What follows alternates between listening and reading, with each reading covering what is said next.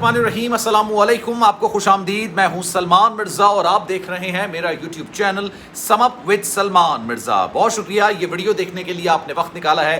تہہ دل سے میں آپ سب کا شکریہ ادا کرتا ہوں اور میری دعا ہے آپ جہاں ہوں خیر و عافیت سے ہوں، صحت مند ہوں اور تندرست ہوں۔ دعا زہرا کے کیس میں ہر گزرتے لمحے کے ساتھ مختلف تبدیلیاں آتی جا رہی ہیں۔ گزشتہ روز دعا زہرا اور ان کے شوہر، مبینہ شوہر یا جو بھی آپ بہتر سمجھیں الفاظ استعمال کر سکتے ہیں، کیونکہ ان کے والدین تو ان کو شوہر تسلیم نہیں کرتے۔ دعا زہرا عدالت میں بھی اور ویڈیوز میں بھی یہ تسلیم کرتی ہیں کہ ظہیر احمد ان کے شوہر ہیں، لیکن خیر یہ الگ بحث ہے۔ انہوں نے ساتھ بیٹھ کے انٹرویو دیا، کافی خوش وہ نظر آ رہی تھی، کئی بیانات انہوں نے دیے۔ اب جناب یہ جو انٹرویو تھا کتنا پلانٹڈ تھا اور کیا کیا چیزیں اس میں تھیں، اس حوالے سے بہت ساری چیزیں نکل کر سامنے آ رہی ہیں۔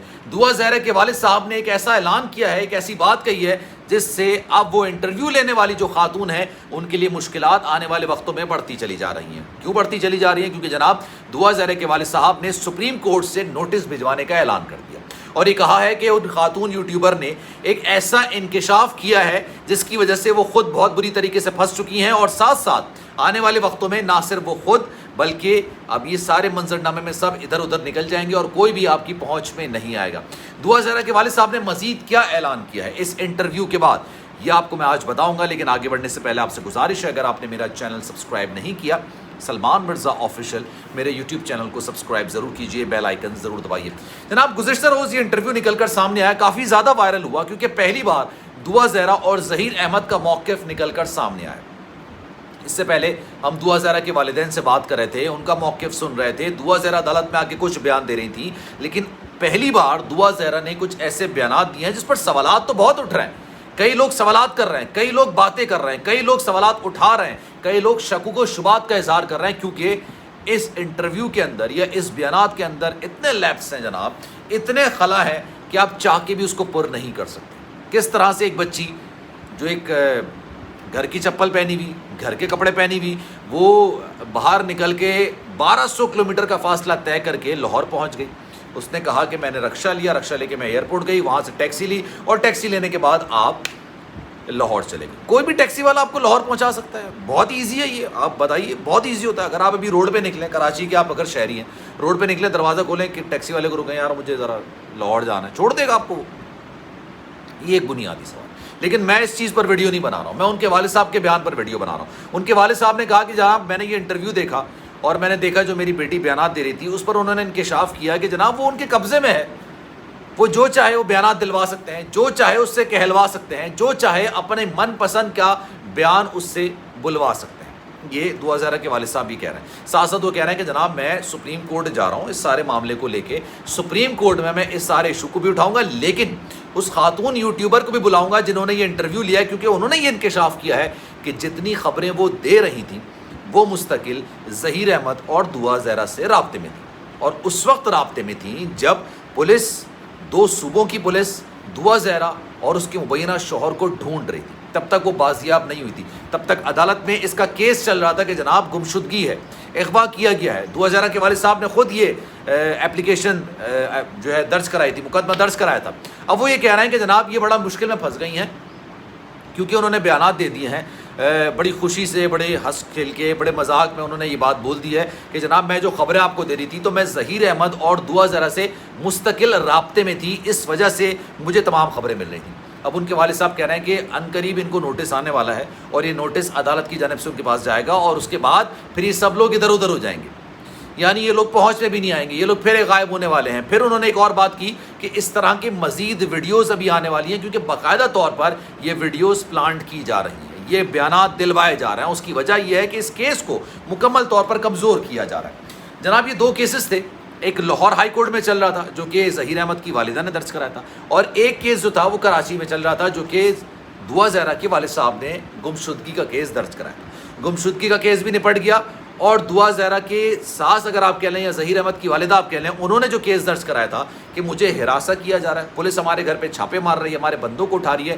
تو پولیس کو منع کیا جائے کہ ہمیں ہراساں نہ کرے، یہ کیس بھی نپٹا دیا گیا۔ لیکن اصل کیس جو ہے وہ ٹرائل کورٹ میں ابھی چل رہا ہے، یہ کیس ابھی آگے بڑھ رہا ہے۔ دعا زہرا کے والدین سے میں نے رابطہ کرنے کی کوشش کی تھی، کیونکہ جب کل بیان سامنے آیا تھا، اس سے پہلے بھی 2 بار میں ان سے بات کر چکا ہوں اپنے پروگرام میں، تو ان سے میرا رابطہ نہیں ہو پایا تھا، لیکن آج ان کا بیان نکل کر سامنے آ گیا. وہ سپریم کورٹ سارے معاملے کو لے کے جا رہے ہیں. سپریم کورٹ میں جا کے یہ بیان دیں گے کہ جناب جنہوں نے انٹرویو لیا ان کو بھی بلایا جائے اور تمام لوگوں کو بلایا جائے اور ہمیں انصاف فراہم کیا جائے.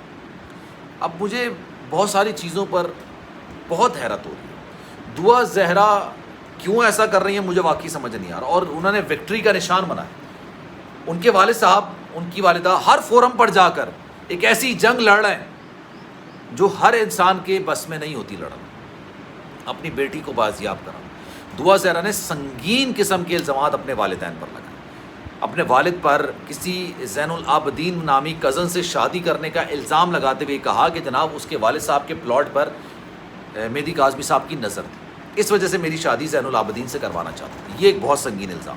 ساتھ ساتھ یہ الزام بھی لگایا کہ ان کی والدہ نے ان کو مارا پیٹا، ان پر تشدد کیا جب انہوں نے بتایا کہ ظہیر احمد میرا رشتہ لے کر آنا چاہتا.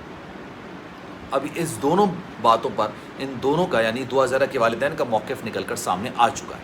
لیکن میرا سوال یہ ہے کہ جناب ہم کس چیز کو پروموٹ کر رہے ہیں؟ ہمارا معاشرہ، ہماری سوسائٹی کس چیز کو پروموٹ کر رہا ہے کہ آپ کی لڑکی اگر 14-15 سال کی ہو جائے، چلے میں 17 سال کہہ دیتا ہوں، 17 سال ہی آئی ہے نا میڈیکل رپورٹ میں جو ہمارے 17 سال کی ہو جائے تو آپ اس کو آزادی دے دیں کہ بھائی تو کسی بھی راہ چلتے انسان کے ساتھ بھاگ کے شادی کر سکتے. یہ ہماری سوسائٹی میں ہم پروموٹ کرنے کی کوشش کریں، اس چیز کی طرف لانے کی کوشش کریں.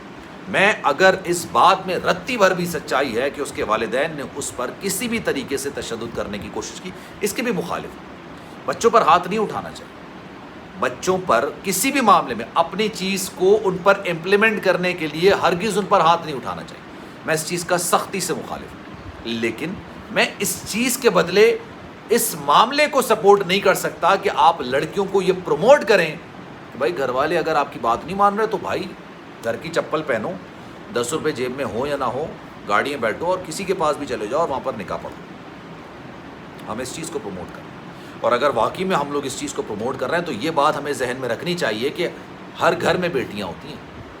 جو لوگ اس چیز کے حامی ہیں ان کو بھی یہ سمجھنا چاہیے کہ ان کے آگے بھی بیٹی ہو سکتی ہے، ان کے ساتھ بھی اللہ نہ کرے اس طرح کا معاملہ ہو سکتا ہے. تب بھی وہ کہیں گے کہ جناب بیٹی نے اپنی مرضی سے کی. اچھا، میں اس بات کو تسلیم کرتا ہوں، مانتا بھی ہوں کہ جناب دعا زہرا نے جو کیا نا وہ اپنی مرضی سے کیا ہوگا. مجھے ایسا لگتا ہے، میں انویسٹیگیٹنگ آفیسر تو نہیں ہوں، لیکن جو شواہد سامنے ہیں اس کی بنیاد پر یہ کہا جا رہا ہے. لیکن اس کی کیا وجوہات ہیں، اس کا سدباب کرنے کی بہت اشد ضرورت ہے. اشد ضرورت ہے یہ بات جاننے کی کہ کیوں اس نے یہ قدم اٹھایا. اب نیکسس ہے، اگر کوئی معاملہ ہے اس کو سامنے لے کر آنا چاہیے، اس چیز کو پروموٹ ہونے سے بچانا چاہیے. یہ ہماری روایات نہیں ہیں، اس چیز کو پروموٹ نہ کیجیے. سلمان مرزا کو دیجیے اجازت. زندگی رہی، صحت رہی، انشاءاللہ آپ سے پھر ملاقات ہوگی. ویڈیو اچھی لگی ہے اپنے دوستوں کے ساتھ شیئر ضرور کیجیے گا. سلمان مرزا آفیشیل میرے یوٹیوب چینل کو سبسکرائب ضرور کیجیے گا. خیال رکھیے گا اپنا. انشاءاللہ اگلی ویڈیو میں آپ سے پھر ملاقات ہوگی. اللہ حافظ.